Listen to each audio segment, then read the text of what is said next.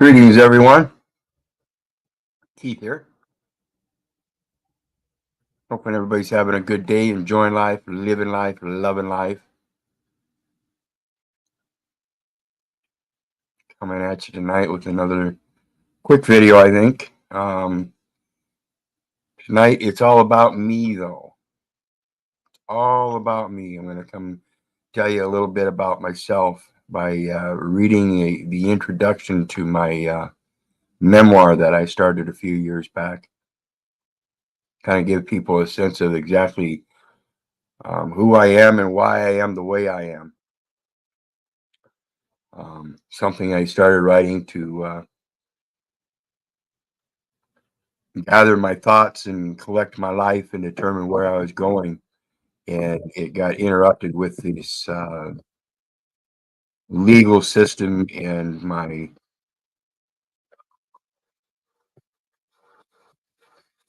stubbornness, I guess you could call it, to finally just say no to all the stupidity and all the insanity.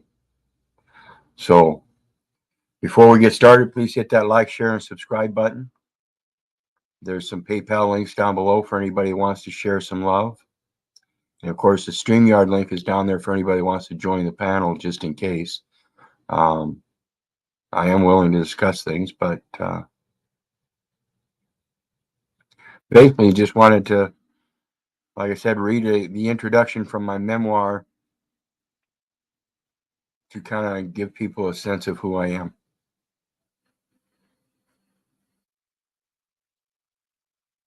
So here we are. My memoir titled Me, Myself, and Why. Philosophy that's being developed yet to this day. And I say being developed yet to this day because I've come to a point in my life that I realize life changes daily, and so I have to change as well. That might bring a change in my philosophy. So I have to be willing to adapt, and that's one of the main points of my philosophy is the adaptations that we go through in life as we learn and grow. So it starts out, I don't know that it was any one event in my life that brought me to where I am today. I do know that there were a number of losses, with one in particular that culminated in the "I hate you" attitude towards my higher power. There are several of these misfortunes I can tell you about. But I'll keep it to the one for now. Before I do, I'll tell you a little bit about me. I was born in Dubuque, Iowa, in 1966. My father I know a little about, and my mother I know nothing about. So there is one instance that I'll tell you about my mother here before I continue reading, that I won't be discussing anywhere in the book. I don't have, like I said, I don't know my mother. I do remember visually what she looked like. I do remember certain memories. But as far as knowing her, I mean, how well can you know your parents, either one, being only 5 years old? But the one memory I do have was from later in adult life after my two younger sisters and I got adopted, after being thrown in foster homes. And we went and looked up my mom after we became adults.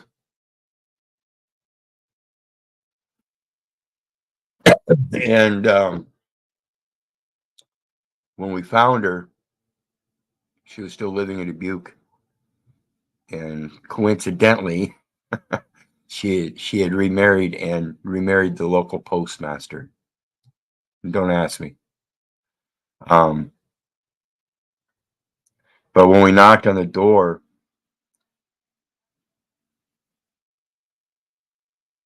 and when she answered and found out who we were, she told us to leave. She didn't want anything to do with us, and then if we didn't, she was going to call the police. That's the only thing I know about my mother. I can't even. I don't even really remember what she looked like as an adult. My memories of her as a child are far more superseding than that one instance where I saw her in a doorway as an adult. So literally, that's about the only memory I have of my mother. So let's continue on with the reading. I do remember them, but that is about the extent of it. I know their names, but I don't have any real memories with the exception of my father. I will tell you about him later on. When I was 5 years old, I was put up for adoption along with my brothers and sisters. My oldest sister, Christina, I had not seen since I was 12 years old, as well as my older brother, Kevin. My two younger sisters, Carla and Kelly, I've known most all of my life, though we didn't live in the same foster homes. We got to visit each other on a regular basis. It is only a passing of God's 12, or it is only a passing of God's will that I was adopted, along with my two younger sisters. Our adopted parents, whom I look at as being my only parents, were in search of a family themselves. In this search, they fostered children, not just us, but many times, various different children. I have yet to figure out why they chose us, and it still brings me to tears of thanks that they did. My older sister, Christina, I did eventually get back in touch with, but again, that was the extent of it. I got to see her with my next youngest sister at her husband's place. We had a good time, caught up with what had happened in our lives. Basic chitter chatter of events is all.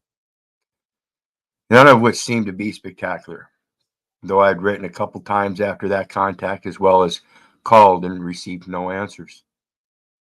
This I related to having not developed a real relationship, so I left it for what it was. When I did finally hear about her death, it was a sad moment, but at the same time, it was made out of that I should feel guilt for not knowing about it. She had passed away without me knowing.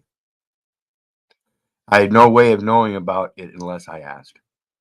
That seems to be the expectation of others, in that I should constantly query the events in their lives, for they do not give them willingly. My brother Kevin was in and out of group homes, juvenile facilities, and institutions all of his life, and now is serving a double life sentence in prison. Not much to him except he is a part of the story in so many ways, yet has little external effect. I may mention some of him later on as well. Growing up in foster homes, from the time I was 5 on up until 9, I was bounced from home to home, anywhere from 15 to 20 of them. Family services in the early 70s is nothing compared to what it is today. I can't say that all fostering families are the same, for I would not be who I am today if it had not been for the adopted, if I had not been adopted by the parents I have. They are truly unique. Before I go on, I will tell you, there are things that I know in my life that built my character from them, and both of them were full-time employees of the government all of their life, and they meant well, and they had some good moral basis, but they're involved in that person and that commerce so much that that's what their life is. And one day my mother looked at me and said, "Keith, the police are your authority." And that's how the cognitive dissonance destroys people's spirits. They lead them to believe that another man has some kind of authority over them, and then they placate that authority that has that other man that has authority over them also has authority over you, and that's false.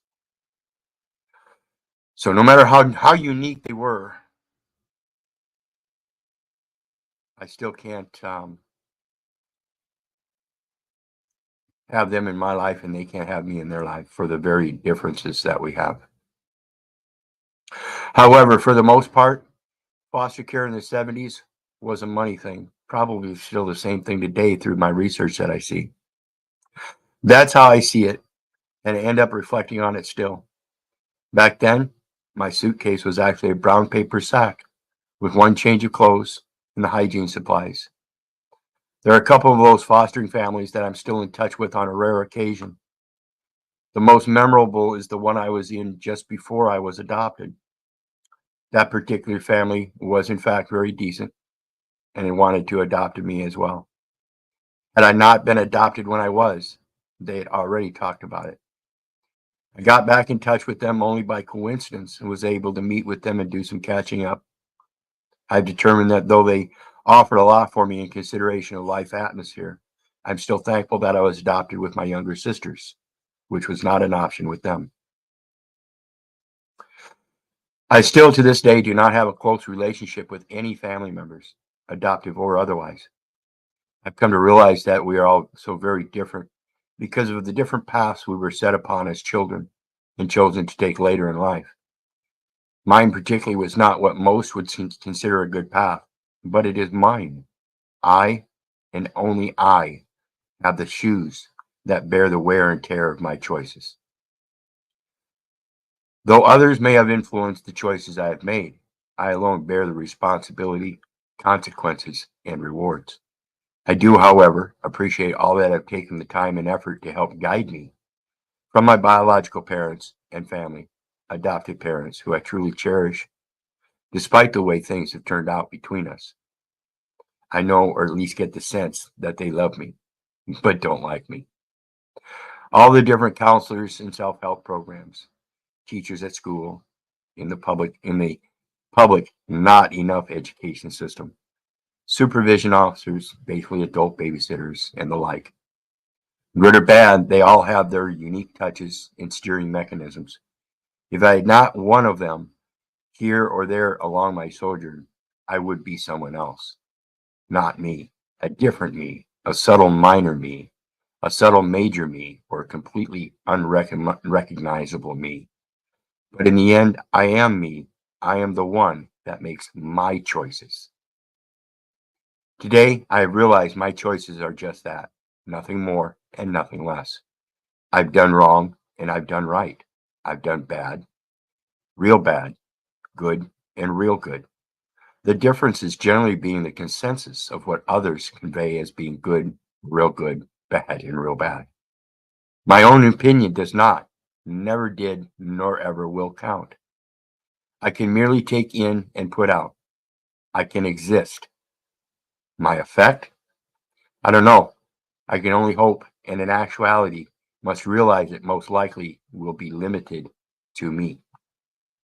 I think of the Serenity Prayer often, and it is my guide in this realization. I cannot change others in any way. I cannot make them see things my way, nor in the past or in the future.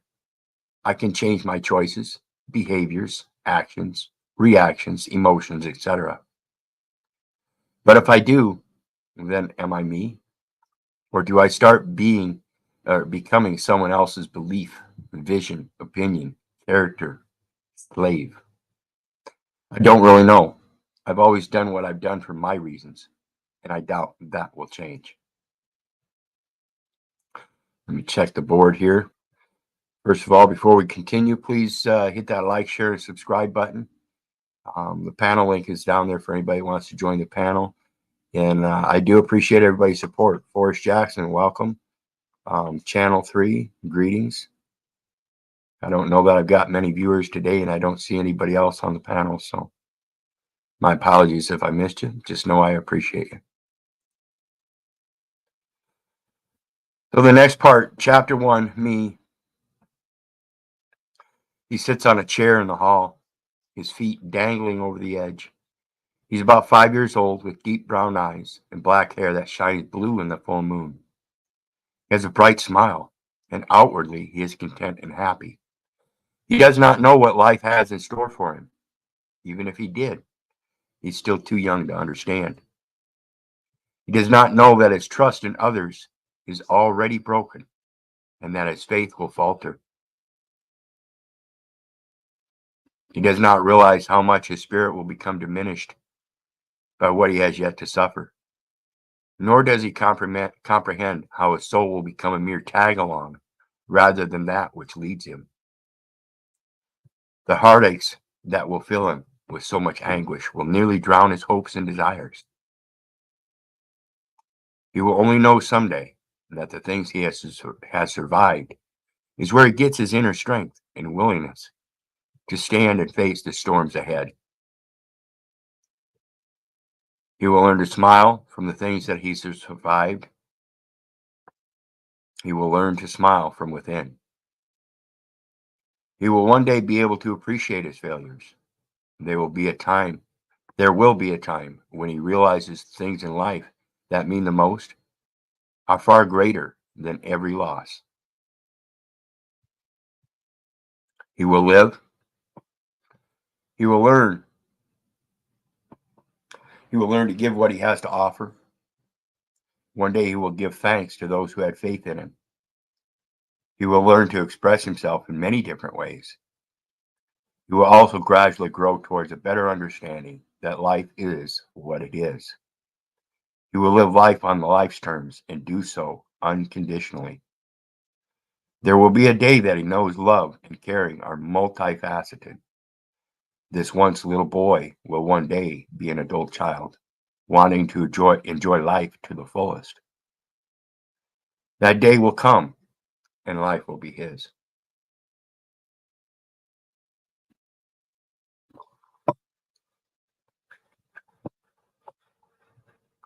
The next thing I read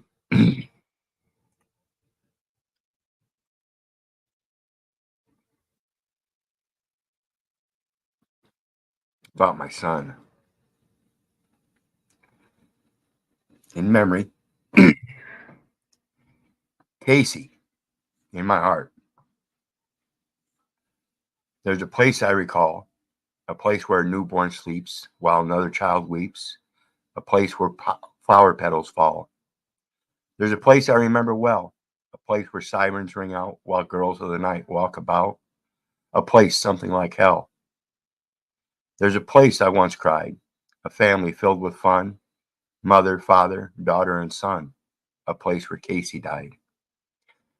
There's a place I will forever hate, an infant so innocent and true, so young and memories so few, a place that sealed my son's fate.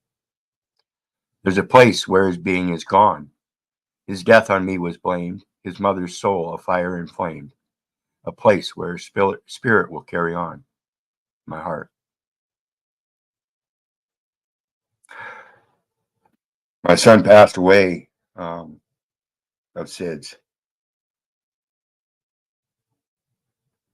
He was 6 months old. 2 days before my birthday in 1993.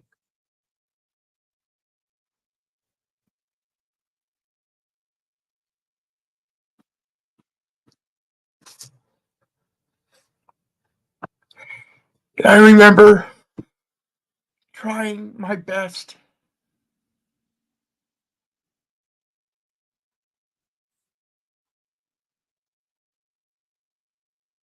to breathe that breath of life back into my son.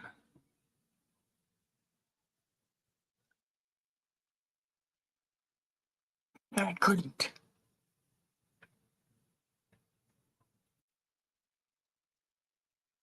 I can't do that. I can't give freely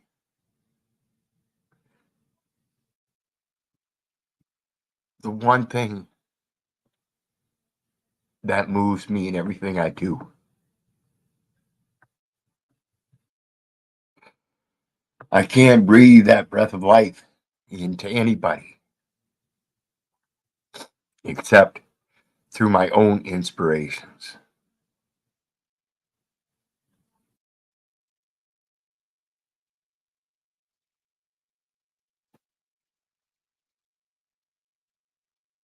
And I'm sorry if I suck at it.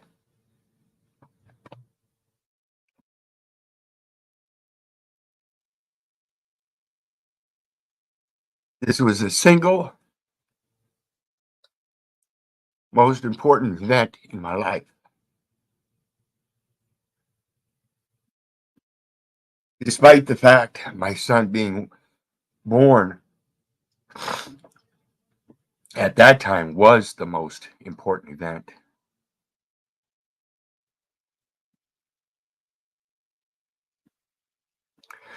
His passing superseded that. He was born February 19th, 1993. He was healthy, just over 5 pounds, kind of small. He had this smile that is ingrained within me, and I searched for every day since his passing. Sadly, there's not much to say about his life. He was only 6 months, except that I noticed his exquisite smile. Every time I walked into the room, he knew it was me, and he looked straight at me and gave me this awesome smile.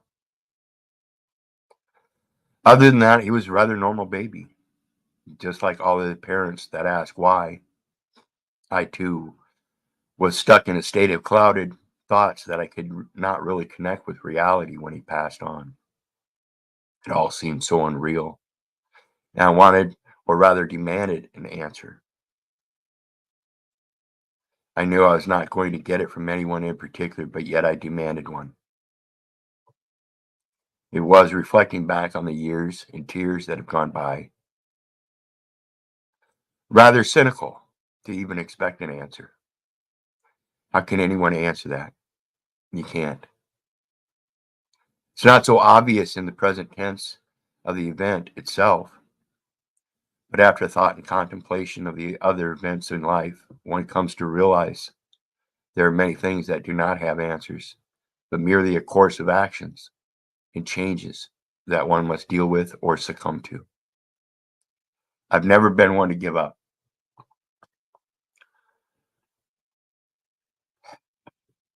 However, at this juncture in my life, I will admit in whole that I gave up.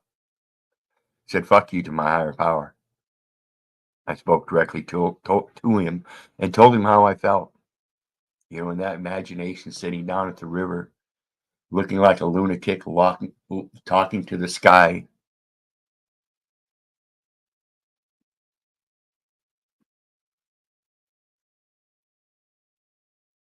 I'd literally given up on everything guiding, everything and everyone guiding me in my life, and decided it was my turn to take the reins and drive this buggy of life. It's not such a good idea. Though I'd been in trouble with the law at this point in my life, I had taken responsibility and paid my dues to society, or so I thought. I spent a long time, I'll keep it at that, avoiding what life was about and merely took on a peculiar existence. I know how deafening one's own voice can be, for I've been there. You guys have heard me screaming and yelling. I sat down at the river just blocks from where I'd lived and let the days past, doing nothing but screaming and hollering inside and outside. I thought someone might listen if I could only scream loud enough. But alas, I was sleeping, and it was only, I thought, could or would listen if so it be. I was sleeping in what was reality and dreaming of a fantasy, while at the same time dying in a nightmare. I never thought one person deserved so much anguish, yet it seemed like I myself was dying from the inside out. The reality of the flesh and blood bag I was in was still in existence, but my spirit, the light I thought I was and believed to shine so bright, had dwindled to a nothingness that didn't provide me with enough to see anything anymore. I'd become blind. I was blind to kindness that emanated from others. I'd become blinded to the reality of what life really is. I could not and did not see what was to be a purpose for myself or anyone around me. I believed at that time we just were, and it was all misery for some and all happiness for others. I knew nothing of balance or medium ground. I did not see the ups and the downs that help us to enjoy the good moments and learn from the pitfalls. I'd become so incensed that I did not feel. I became an isolationist and did not want to have anything to do with any others. This attitude cost me a few relationships along the way. I did not want to be the way I was, but I was blind to the reality of it as well.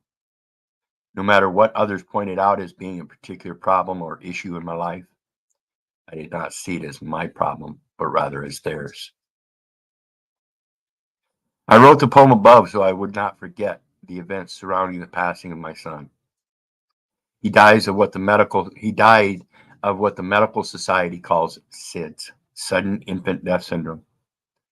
I have my own doubts, but at the same time, the mother had her doubts and actually blamed me for his passing. I was already in shock and reeled at this accusation. So if you can imagine being embroiled and distraught enough already over his death, now I had to contemplate the emotional expression of another one I loved, blaming me for that death. This, of course, brought on the actions of separation of family. We had a 3-year-old daughter at the time, and the mother had a determination of saving her one child from me. Of course, I did not want to harm or even let that thought be conveyed in any sense, so I just went to the river, the only place I've ever found for true peace.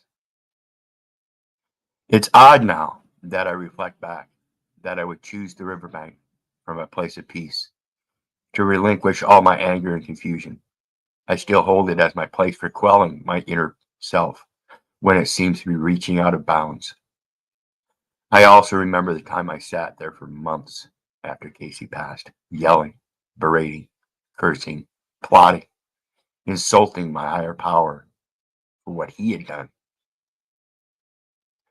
I no longer feel that way, of course, but I still remember and do my best to use it as a tool in my life today. Something to remind me of who I am.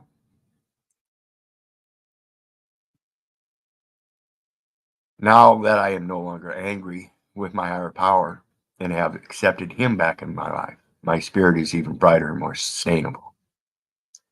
Whether you guys see that or not, at least in my opinion, it is. I would like to think others see that in me, but there are those that, sh- that should be close to me, yet have, for the most part, disowned me. And it is that makes me wonder.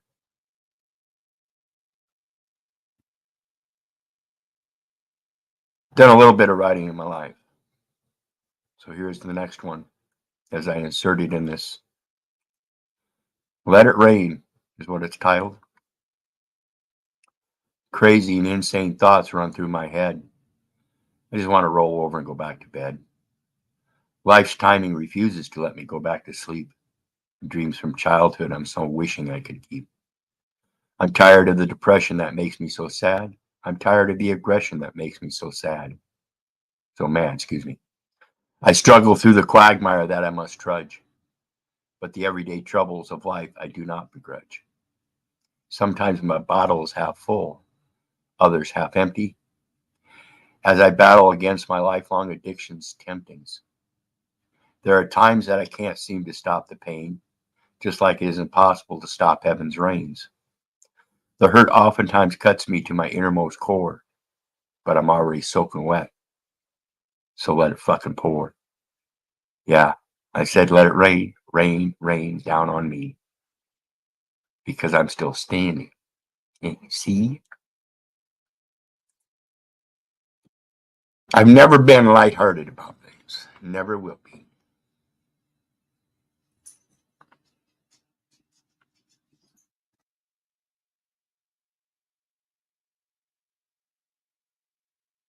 Like I said, I can't breathe the breath of life into anybody. The best I can hope to do is to share my story.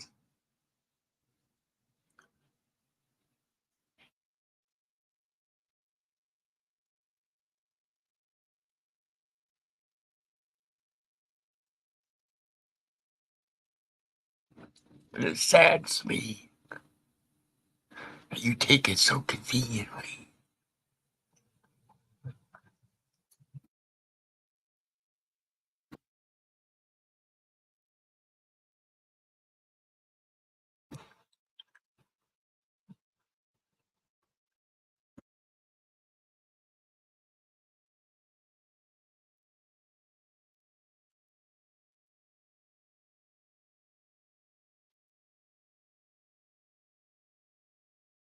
You abuse yourself.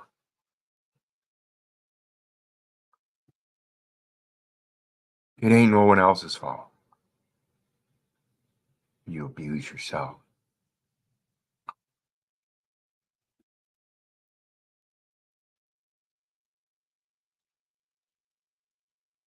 And with that, I'm out. I hope you guys enjoyed. Hit that like, share, and subscribe. And we'll see you again next time.